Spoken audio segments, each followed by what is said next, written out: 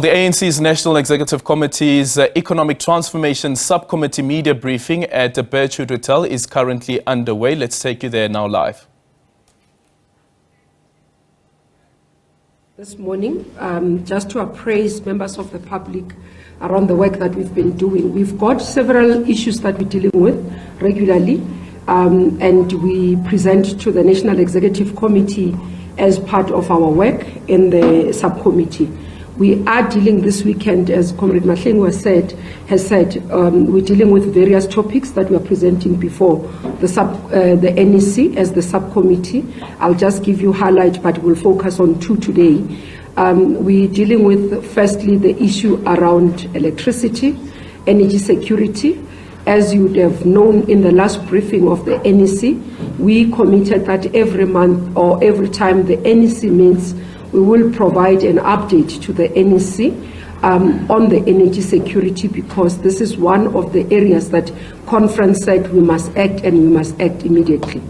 The second area of briefing will be focused on the issues around employment equity labor laws, and that you would understand that it has been an issue in the public domain. This precisely because we have feedback from our constituencies that tends to have confusion about what we intend to do, asking us if we are abandoning the non-racial character of the ANC. But secondly, those who are within our context in working with us and are wanting to understand what is it that the ANC government has signed between ourselves and also the Solidarity organization, where you'd understand in terms of our motive forces, people would not define solidarity as part of our motive forces. So it is important for us to be able to address that, and that's why we have the two comrades who are both members of the subcommittee of the NEC, both in terms of their deployment and work. And you'd understand that the subcommittee has extended its work beyond just members of the NEC, but other colleagues or comrades who are in government, who are deployed within the portfolios that are within the economic space, but also other extended people. So we'll also brief the NEC on issues around cost of living and inflation. We'll also brief the NEC around issues of transformation, BBBE evaluation, which we have done. We had a mini workshop as the subcommittee. So those will come later, and the spokesperson will guide in how we deal with it. But that's broadly the work that we are doing. More interested in what we have received as any directive from conference, from our structures on what this NEC must be able to focus on. So we continue with that work. So I'm going to ask Comrade Sputla to first brief you on the update around energy security, because you'd understand that this is what would drive economic development and the recovery of our economy. And then immediately Comrade Tulas will come in on the issues around employment equity laws, and then we'll take questions from that point. Comrade Sputla, over to you. Thank you very much, Comrade Mamoloko, and just to re-emphasize the point that Comrade Mamoloko was making, and that is energy, electricity is a permanent feature of the agenda items of the NEC. The ANC had identified 6 priority areas when the President unveiled the statement of the National Executive Committee on the occasion of our anniversary, the January 8 statement, and one of those is ending load shedding. So the last time when we met as the NEC, we had presented a picture of the energy landscape, electricity landscape, and at the time we were able to share with the NEC what we refer to as the winter outlook. And I want to just provide you with the update, and this is the same update that is given to the NEC. The first one was that in relation to the winter outlook, we had generated 3 scenarios. The first was a best case scenario. The best case in this instance means that we were able to rein in load shedding, and in fact we keep it at lower levels of intensity. And then there's a middle case scenario, and then there's a worst case scenario. So there were 2 primary assumptions that underpins the generation of the scenarios. The first one was that on the worst case scenario was that the levels of the reliability and the efficiency of the units will not improve. So the last time when we were here, the energy availability factor was hovering at about 48.5%. And that's a combination of a number of things. The first one was that the number of trips and the regularity of those trips will take out about 18,000 plus megawatts of generating capacity. So that was the first index in relation to, or variable in relation to the worst case scenario. The second index in relation to the worst case scenario was that the demand was going to peak at about 34,000 megawatts. So essentially the gap between generation and demand will be such that we're likely going to experience the intensity of load shedding above what was the previously recorded historic high of stage 6 of load shedding. And that's why when I was here, I did indicate the last time that the probability of going to stage 8 was real. If we are not able to tamper with the improvement in relation to the generation capacity, and also are unable to lower down the demand. So that's the scenario we painted, and I also shared with the NEC and yourselves in the country the measures that we are taking to address in the short, immediate term, rather, the realization of that worst case scenario, how we undermine the occurrence of that scenario. So the first one was to continue to work with ESCOM and improve the energy availability factor. And on that, I'm happy to say to you that we have made tremendous strides. And like I said, we're sitting at about 48% the last time when I was here of the energy availability factor. And now we are stabilizing at about 60% of the energy availability factor. And what have we done to attain those? We had isolated the most notorious power stations. Notoriety in this instance means those power stations that have got an installed capacity that is significantly higher. So I'm talking about those power stations that they have got peaks of peaks. I'm referring to unit of generation of 600 megawatts and plus. And then secondly, those power stations are the ones that are giving us low levels of EAF. So we identified those power stations, and then also identified the problems about the individual units. Whether it's a boiler tube leak, you can mention the kind of technical failures that can result in the units being taken out.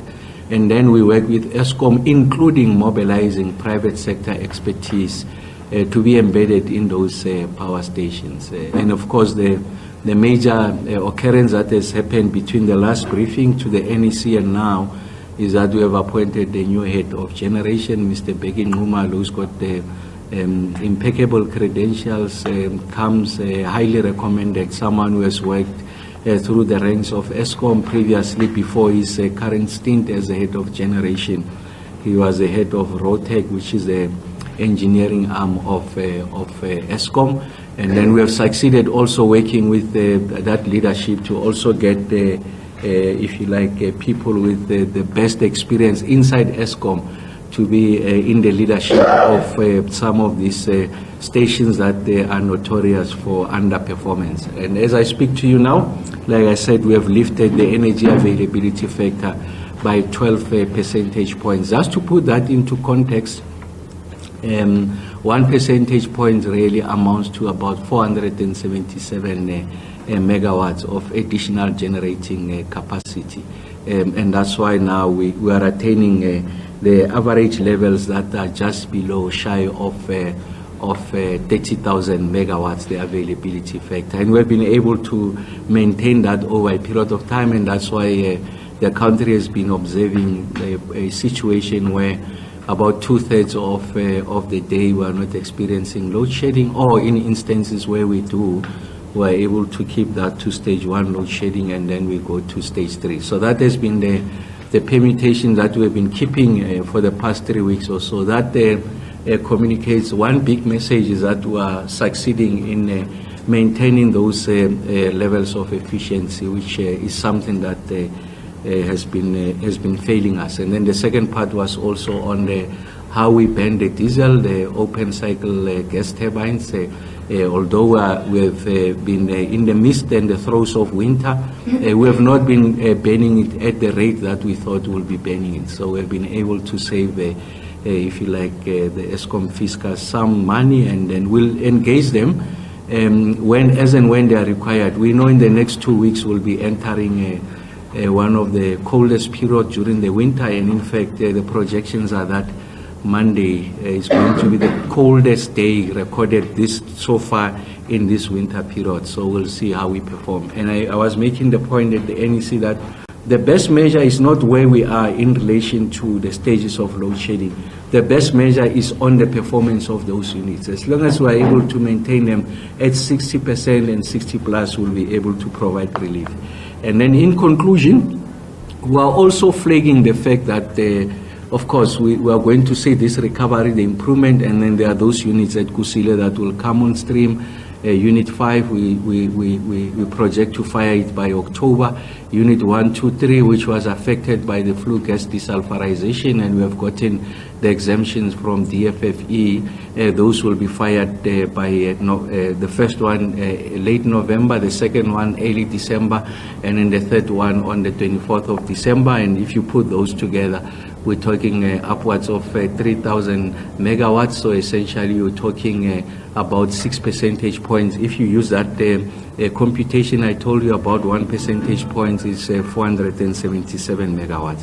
And like I said, in conclusion, we are cautioning about the future. The future is that if you don't address the transmission side of generation, we are likely going to end up in even a much worse case scenario than is the case now. So that's the first part. The second part is about the energy resources. We know there are issues around the gas supply that we are drawing from Mozambique. I think that contract, Sasol, that it has is likely to go in, is projected to run out in the near future, I think the next 2 to 3 years, and therefore the reliability of gas supply is at risk. So it's important that we plan now about the future so that we don't compromise the sovereignty, energy sovereignty of the country. But overall, I think we are surpassing our expectation in relation to the performance of the units, and we are more than confident that we should be able to survive the winter, will not experience the worst case scenario as we had projected, and will continue to see the improvements. And I'm very confident that load shedding will be behind us very soon, and then we now begin to work on creating an additional buffer, reserve margins to allow the economy to grow at the desired level. Thank you very much, Comrade Speaker. Let's move to Comrade Tulas.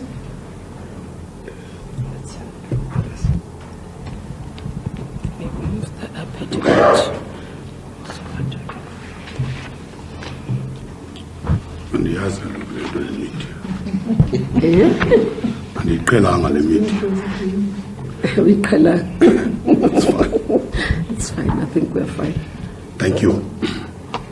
Thanks to Comrade Mashen, Comrade Mamluku, and Comrade Ramokhopa.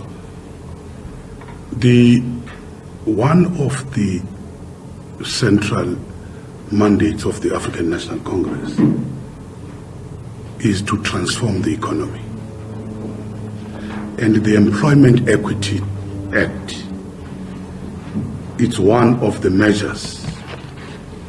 It's one of the measures which are meant to transform the economy. And it is against that background that the President signed the amendments to the Employment Equity Act at the beginning of this year. But what prompted that? Remember that this act came in 1998. But an attempt to implement what we call the constitutional requirement to bring about equity and equal opportunity in the workplace has been very, very slow. Our reports from the Employment Equity commissioner indicating that we're moving at a very snail's pace, especially at the level of management. And this has been particularly at the expense or at the cost of the Africans, the coloureds, the women and the people with disability. It's for that reason that we have these amendments. And all the amendments are doing, instead of saying these targets must be voluntary by the employers themselves, it makes them mandatory now. But it's not unilateral action from the minister. So the minister is empowered to set the sectoral targets in consultation with the sectors. It's not a one-size-fits-all. So that's where we are coming from. That background is very important. And then we've been forced to draft the regulations which are sort of the guidelines on how people have to implement that. Those regulations have been put for public comment. We've received responses which we're consolidating. And once we've been able to consolidate that and see if there's a need to adjust the guidelines as per the public comments, we will do so. That is before there's a proclamation by the president. But there's also another interesting background which you must know. Is solidarity. The Solidarity Union has always been the biggest critic of employment equity and even affirmative action. This is evidenced by the various court challenges which we have gone through. Some have won, some Solidarity has won because they were not exactly the same. So there is a body of case law in relation to this particular question. Solidarity also filed a complaint against the Republic of South Africa government under the ILO Article 24, alleging that the implementation of employment equity and affirmative action in South Africa, it's non-compliant with the ILO Convention number 111 on discrimination and occupations and employment. What the ILO did in November last year, this was filed